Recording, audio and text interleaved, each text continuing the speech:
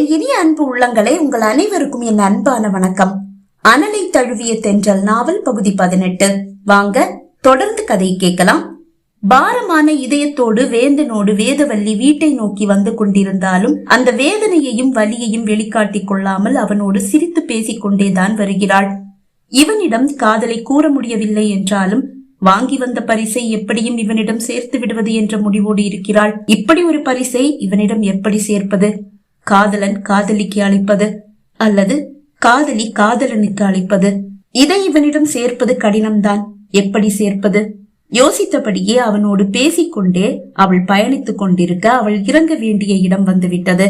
அன்று எந்த வீட்டின் முன்னால் இறக்கி விட்டானோ அதே வீட்டின் முன்னால் கார் வந்து நின்றது. இறங்கும் முன் அவனை கட்டிப்பிடித்து அவன் கன்னத்தில் முத்தமிட்டவள், நீ தப்பா எடுத்துக்காதப்பா, உன்னுடைய பிறந்த நாளுக்கு நல்ல ஒரு கிஃப்டா உனக்கு வாங்கி கொடுக்கணும்னு எனக்கு ஆசைதான். ஆனா என்கிட்ட அந்த அளவு காசு இல்ல பாட்டி. நான் உங்ககிட்ட எந்த பரிசையும் எதிர்பார்க்கல. நீங்க கொடுத்த அந்த பூவுக்கு இந்த உலகத்தில் இருக்கிற எந்த ஒரு பொருளை விடையும் விலை அதிகம். எனக்கு அது போதும். அது எனக்கு தெரியும். ஆனாலும் என்னுடைய மன நிம்மதிக்கு நான் ஏதாவது ஒரு பரிசை உனக்கு கொடுக்க வேண்டாமா? அதனால என்னுடைய காதலனுக்காக நான் வாங்கி வச்ச இந்த செயினை உனக்கு கொடுக்கலான்னு எடுத்துட்டு வந்தேன். சூழ்நிலை சாதகமா இல்லாததால வீட்டுல வச்சு நான் இதை உனக்கு கொடுக்கல என்று கூறியவள் கைப்பையில் இருந்த செயினை வெளியே எடுத்தாள். அவள் அதை நீட்ட அந்த லாக்கெட்டில் ஈர்க்கப்பட்டவன் அதை கைகளில் ஏந்தினான். பாட்டி, நீங்க ரொம்ப ரொமான்டிக் போல இருக்கே. அவனது விழிகள் இப்போது அவள் கழுத்தில் வீழ்ந்தது. ஆமா, காதலனுக்கு கொடுக்க வாங்கின செயின்னு சொன்னீங்க. நீங்க இன்னும் கல்யாணம் செஞ்சுக்கல போல இருக்கே. அவள் விழிகள் கலங்கிவிட்டது. தன் வாழ்க்கை இறுதியில் இப்படிதான் முடியுமோ என்ற வேதனை கண்ணீராக வெளிப்படுகிறது. ஐயோ பாட்டி, நான் எதுவும் தப்பா சொல்லிட்டேனா? இல்லப்பா, நீ எதுவும் தப்பா சொல்லல. எனக்கு இன்னும் கல்யாணம் ஆகலதான். ஏன் பாட்டி? சொல்லாத என்னுடைய காதல் கை கூடும்னா இந்த வயசுலயும் அவரை கட்டிக்க நான் தயாரா இருக்கேன். பாட்டி, சொல்லாத காதல் செல்லாது. முதல்ல உங்க காதல உங்க காதலன் கிட்ட சொல்லுங்க. உங்களுக்கு சொல்ல தயக்கமா இருந்தா அவர் யாரு என்னன்னு சொல்லுங்க. அவருடைய போன் நம்பர், அவருடைய முகவரி ஏதாவது ஒண்ணு கொடுங்க. நான் போய் பார்த்து பேசுறேன். எங்க நாகவல்லி பாட்டி மாதிரி இந்த உலகத்துல யாருமே இல்ல. அவங்கள கல்யாணம் பண்ணிக்கங்கன்னு சொல்றேன். உங்களை கல்யாணம் பண்ணிக்க எந்த தாத்தாவுக்கு கசக்கும் சொல்லுங்க. அப்படி இல்ல வேந்தன், ஆதிரா உன்கிட்ட ஒரு கேள்வி கேட்டால, நீ அதுக்கு ஒரு பதில் சொன்னல. ஆமா, அந்த காதலி இடத்துலதான் நான் இருக்கேன். அந்த காதலன் இடத்துல அவரும் இருக்காரு. அதனால என்னுடைய காதல சொல்ல முடியாத நிலைமையில நான் இருக்கேன். பாட்டி, நான் ஆதிரா கிட்ட சொன்னது அது என்னுடைய தனிப்பட்ட கருத்து. என் குணமும் உங்க காதலன் குணமும் ஒரே மாதிரி இருக்கணும்ன்ற அவசியம் இல்ல. ஒருவேளை என் குணமும் அவர் குணமும் ஒரே மாதிரி இருந்தா கூட உங்களுடைய ஆழமான இந்த காதலை பார்த்து அவருடைய மனசு மாறலாம். இந்த வயசு வரைக்கும் நீங்க கல்யாணம் பண்ணிக்காம அவருக்காக தான் இருக்கீங்க.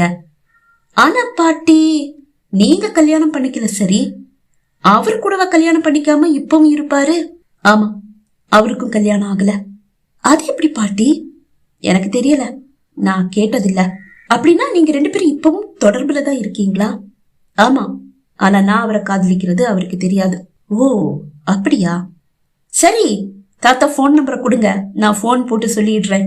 இல்லப்பா, அவருடைய குணம் தெரிஞ்சே அவர்கிட்ட உன்னை பேச அனுப்புறது முட்டாள்தனம். அதை விட்டு தள்ளு. இந்த செயின் இது என்னுடைய நினைவா நீ எப்பவுமே உன்கிட்டயே வச்சுக்கணும் என்று கூறியவள் இறங்கிக் கொண்டாள். அதன் பிறகு வேந்தனை அவள் பார்க்கவில்லை. அன்று ஒரு ஞாயிற்றுக்கிழமை. அவளது வீட்டு வாசலில் வேந்தனின் கார் வந்து நின்றது. பதறி போனவள் ஜன்னல் வழியாக வந்தது யார் என்று பார்த்தாள். டிரைவர் சீட்டில் இருந்து தயாநிதி இறங்கியதை கண்டதும் அவள் மனம் நிம்மதி அடைந்தது. வாசலுக்கு வந்தவள், தயா நீங்களா? என்ன திடீர்னு இந்த பக்கம்? இன்னும் ஒரு மாசத்துல நீ படிப்பு முடிச்சிட்டு சொந்த ஊருக்கு போயிடுவேன்னு சொன்னல. ஆமா. ஆமா, உன்னுடைய சொந்த ஊர் எது? என்னுடைய சொந்த ஊரா? அது நாமக்கல். ஏனோ குறும்பாக அவள் ஊர் பெயரை மாற்றி கூறினாள். நாமக்கல்லா? சரி, படிப்ப முடிச்சதும் நீ நாமக்கல் போயிடுவ. அதுக்கு முன்னாடி வா, வந்து என்னுடைய வீட்டை பாரு. உங்க வீட்டை நான் எதுக்கு பாக்கணும் தயா? எப்பவாவது சென்னை வந்தா தங்குறதுக்கு உனக்கு ஒரு இடம் வேணும்ல. என் வீட்டை பார்த்து வச்சுட்டு போ. ஏதாவது தேவைக்காக நீ சென்னை வந்தா தாராளமா என் வீட்டுல வந்து தங்கலாம். அப்பா, அம்மா, அண்ணன், அண்ணி கூட உன்னை பாக்கணும்னு சொன்னாங்க. ரொம்ப ஆவலா காத்திருக்காங்க. என்ன பாக்கணும்னு சொன்னாங்களா? ஆமா. என்னை பத்தி நீங்க அப்படி என்ன சொல்லி வச்சிருக்கீங்க? என்னுடைய நல்ல ஒரு ஃப்ரெண்டுன்னு சொல்லி வச்சிருக்கேன், அவ்வளவுதான். சரி நீ வா போலாம். ஓகே, ஒரு 5 நிமிஷம் வெயிட் பண்ணுங்க என்று கூறியவள் அவளது அறைக்கு சென்றாள். 5 நிமிடத்தில் அவள் தயாராகியும் வந்து விட்டாள். காரின் முன்னிருக்கையில் அவனோடு ஏறி அமரும் போது அவளுக்கு வேந்தனின் நினைவு வந்தது. இது உங்க ஃப்ரெண்டு வேந்தனுடைய காராச்சே? ஆமா, உன்னை வீட்டுக்கு கூட்டிட்டு போகணும், எங்க அப்பா அம்மாவுக்கு அறிமுகப்படுத்தணும்னு சொன்னதும், உன்னை வீட்டுக்கு கூட்டிட்டு போகணும், அப்பா அம்மாவுக்கு அறிமுகப்படுத்தி வைக்கணும்னு சொல்லும் போது கார் எடுத்துட்டு போடா அப்படின்னு சொல்லி கார் கீயை கொடுத்தான். ஓ அப்படியா? என்ன அவருக்கு தெரியுமா? தெரியும், என்னுடைய ஃப்ரெண்டா. போட்டோ ஏதாவது பாத்திருக்காரா? இல்ல. அதுக்கு உன்னுடைய போட்டோ என்கிட்ட ஏது? ஒரு போட்டோக்கு கூட நீ போஸ்ட் பண்ணது இல்லையே. அவள் பதில் ஒன்றும் கூறவில்லை. கார் மெல்ல புறப்பட்டது. தயாநிதி வீட்டை எட்டும் போது வாசலிலேயே தயாநிதியின் அம்மா அவளுக்காக காத்திருக்கிறார். அவளை கண்டதும் முகமெல்லாம் புன்னகையாக அவளை வரவேற்று வீட்டிற்குள் அழைத்து வந்தார். வீட்டில் அனைவரும் கலகலப்பாக பேசுகிறார்கள்.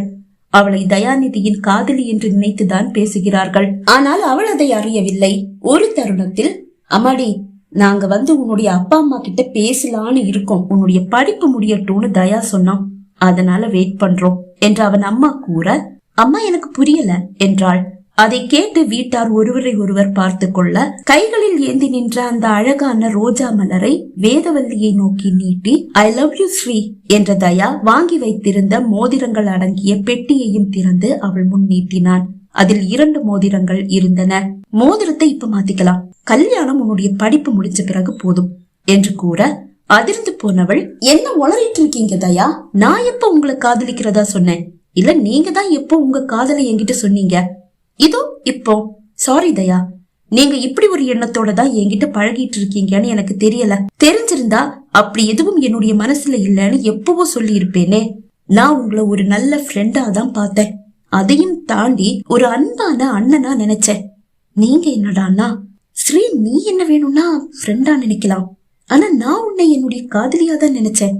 சாரி, என்னால உங்களை வேற எப்படியும் பார்க்க முடியாது தயா, நான் கிளம்புறேன் என்று கூறி அவள் எழுந்து கொள்ள, அவள் கரத்தை பிடித்த அவன் அம்மா, ஸ்ரீ இருமா, உன்கிட்ட கொஞ்சம் தனியா பேசணும் என்றார். அம்மா, இத பத்தி பேசணும்னா எதுவும் பேச இல்லம்மா, என்ன விட்டுடுங்க. இத பத்தி தாம்மா, ஆனா நீ நினைக்கிற மாதிரி இல்ல. நான் பேசினதுக்கு அப்புறமா நீ என்ன முடிவெடுத்தாலும் சரிதாம்மா, பிளீஸ் கொஞ்சம் என் கூட வாமா என்றவர் அவள் கரத்தை பிடித்து அவரது அறைக்கு அழைத்து சென்றார். அறைக்கு வந்ததும் அடக்கி வைத்திருந்த மொத்த வலியும் அவர் விழிகளில் அருவியாக கொட்டியது. அதை கண்டு பதறி போன வேதவல்லி, அம்மா, நான் தயாவை காதலிக்கலன்னு சொன்னதுக்கா இப்படி அழறீங்க என்று கேட்டாள். இல்லம்மா, என்னுடைய மகனை நீ மனுஷனா மாத்திடுவேன்ற ஒரு நம்பிக்கையில இருந்தேன். அந்த நம்பிக்கை பொய்த்து போனதால அழற. என்னம்மா சொல்றீங்க? எனக்கு புரியல. அவன் உன் மேல பைத்தியமா இருக்காமா என்றவர் அவனை பற்றி ஒன்று விடாமல் கூறி, பிளீஸ்மா, அவனை கல்யாணம் பண்ணிக்க, உன்னுடைய அன்பால அவனை உன்னால திருத்த முடியுமா என்று கூற, தயாநிதியின் உண்மை முகத்தை அறிந்து அதிர்ச்சியில் உறைந்து போயிருந்த வேதவல்லி கோபமாக தயாநிதியின் அம்மாவை பார்த்தாள். அம்மா, எனக்கு ஒரு விஷயம் புரியவே மாட்டேங்குது. உங்களை மாதிரி தப்பான பசங்களை பெற்ற அம்மாக்கள் கல்யாணத்தை ஒரு மருந்தா நினைச்சு ஒரு பொண்ணுடைய வாழ்க்கையும் சேர்த்து எதுக்காக நாசம் பண்றீங்க? உங்க மகனுக்கு இருக்கிறது ஒரு நோய். முதல்ல ட்ரீட்மெண்ட் பண்ணி அந்த நோயை குணமாக்குற வழிய பாருங்க. உங்க மகன் கூட என்னால இல்ல எந்த ஒரு பொண்ணாலையும் வாழ முடியாது. அவருக்கு இப்ப தேவை கல்யாணம் கிடையாது, ட்ரீட்மெண்ட். நல்ல ஒரு ஹாஸ்பிட்டலுக்கு கூட்டிட்டு போய் முதல்ல அவருக்கு ட்ரீட்மெண்ட் பண்ணுங்க. கல்யாணத்தை ஒரு மருந்தா நினைச்சு வேற எந்த பொண்ணுடைய வாழ்க்கையிலையும் விளையாடிடாதீங்க. என்னையும் தொல்லை செய்யாதீங்க. சாரி என்றவள் அறையை விட்டு வெளியே வர, ஆவலாய் ஹாலில் காத்திருந்த தயாநிதி, என்ன முடிவெடுத்த ஸ்ரீ என்று கேட்டான். என்னுடைய முடிவுல எந்த மாற்றமும் இல்ல தயா, நான் போறேன். அவள் வாசலை நோக்கி நடக்க, ஓடி வந்து அவள் கருத்தை பிடித்து இழுத்து கொண்டு தன் அறைக்கு வந்தவன் அறை முழுவதும் ஸ்ரீ ஸ்ரீ என்று அவள் பெயரை எழுதி வைத்திருப்பதை காண்பித்தான். அவளுக்கு அதிர்ச்சியாக இருந்தது. அவளுக்காக வாங்கி வைத்திருந்த உடைகளையும் அவளுக்காக வாங்கி வைத்திருந்த நகைகளையும் காண்பித்தவன், நான் உன்னை ராணி மாதிரி வச்சு பாத்துக்கணும்னு ஆசைப்படுறேன் ஸ்ரீ. உன்னை இந்த வீட்டுக்குள்ளேயே இல்ல இந்த ரூமுக்குள்ளேயே வச்சு பாத்துக்க போறேன். வெளியே என்னுடைய அண்ணனும் அப்பாவும் இருக்காங்க, அவங்களுடைய கண்களை கூட நான் நம்ப மாட்டேன். தப்பா எவனுடைய பார்வை உன் மேல விழுந்தாலும் இல்ல உன்னுடைய நிழல் மேல விழுந்தாலும் அவனை சாச்சிடுவேன். நமக்கு ஏன் வீண் வம்பு? நீ வெளியே போனாதானே எவனாவது எல்லாம் உன்னை பாப்பான், பிரச்சனை வரும். நீ இந்த ரூமுக்குள்ளேயே இருந்துட்டா எனக்கும் நிம்மதி, உனக்கும் பாதுகாப்பு. ஒவ்வொரு நாளும் என்னுடைய ஸ்ரீய எவையெல்லாம் தப்பா பார்த்தானோன்னு நினைச்சு செத்துட்டு இருக்கேன் தெரியுமா? உன்னை நினைச்சு நினைச்சு தினம் தினம் உருகிட்டு இருக்கேன் தெரியுமா? இந்த உலகத்துல எவனுமே நல்லவே இல்ல ஸ்ரீ. நான் அப்படி இல்ல, உன்னை உயிரா நேசிக்கிறேன், உன்னை நல்லா பாத்துப்பேன். தயவு செஞ்சு என்ன கல்யாணம் பண்ணிக்க ஓகே சொல்லு ஸ்ரீ. அவன் கெஞ்ச அவனது மனநிலையை புரிந்து கொண்டவள், தயா எனக்கு எக்ஸாம் ஆரம்பமாக போகுது, நல்ல ஒரு மனநிலையில நான் இருந்தாதான் என்னால படிக்க முடியும், எக்ஸாம் எழுத முடியும். தயவு செஞ்சு என்ன நிம்மதியா இருக்க விடுறீங்களா? ஓகே ஓகே, நீ படி. உன்னுடைய எக்ஸாம் முடியற வரைக்கும் நான் உன்னை தொல்லையே பண்ண மாட்டேன், உன் பக்கம் கூட வர மாட்டேன். ஆனா எக்ஸாம் முடிஞ்ச மறுநாள் இல்ல அன்னைக்கு சாயந்தரமே எனக்கு பதில் கிடைக்கணும். எனக்கு சாதகமான ஒரு பதில் உங்ககிட்ட இருந்து வரணும். அது வரைக்கும் உன்னை தொல்லை பண்ண மாட்டேன். வா, உன்னை உன்னுடைய வீட்டுல கொண்டு போய் விட்டுடுறேன் என்றவன் அவளை பத்திரமாக வீட்டில் கொண்டு வந்து விட்டு சென்றான். மனிதர்கள் தான் எத்தனை விதம். வீட்டிலிருந்து வெளியே வரும்போது ஒரு முகமூடியை எடுத்து அணிந்து கொண்டு அல்லவா வெளியே வருகிறார்கள். இத்தனை நாள் தான் கண்ட தயா அல்ல, இன்று அவனது வீட்டில் கண்ட தயா என்று எண்ணும் போதே அவள் உடல் நடுங்குகிறது. இந்த சைக்கோ கிட்ட இருந்து எப்படி தப்பிக்கிறது? எக்ஸாம் முடியற வரைக்கும் நான் இங்க இருந்தே ஆகணும், வேற வழி இல்ல. எக்ஸாம் முடிஞ்சதும் முதல் வேலையா வேந்தனை போய் சந்திச்சு என் காதல சொல்லணும்.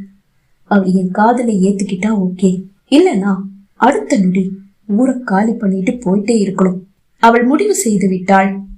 பகுதி 18 நிறைவடைந்தது. பகுதி 19 உங்களை சந்திக்கும் வரை விடைபெறுகிறேன். நன்றி, வணக்கம்.